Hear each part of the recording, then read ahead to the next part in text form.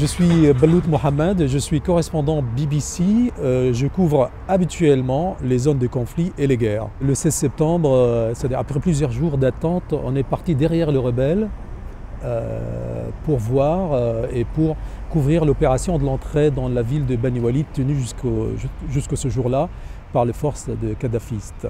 J'étais en train de raconter presque à l'antenne ce qui se passait dans la ville et l'arrivée des forces de rebelles dans la ville quand j'étais atteint par une balle Dragunov de sniper. La balle a traversé deux rebelles avec lesquels je parlais il y a quelques secondes et qui est passée après, qui a pénétré par mon épaule, ma poitrine, mon poumon pour s'énicher sur le péricarde et puis l'aorte ascendante de mon cœur.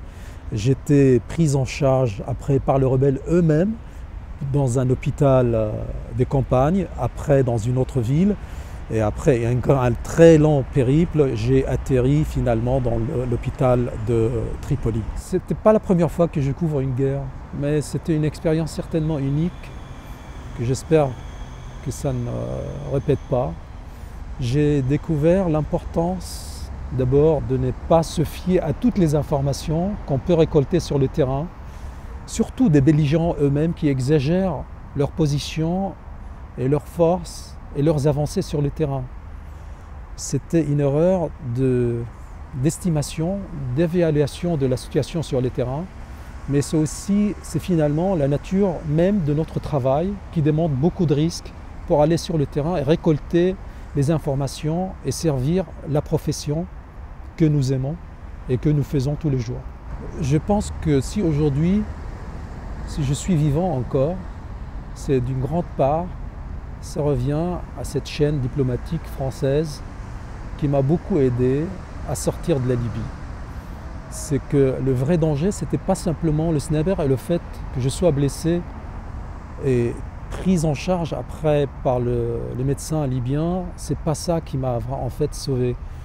Les dangers n'étaient pas finis après avoir été transféré vers l'hôpital. Les dangers restaient toujours en place à cause des peu de matériel et des moyens dont disposaient les Libyens sur place et les risques d'infection qui me menaçaient.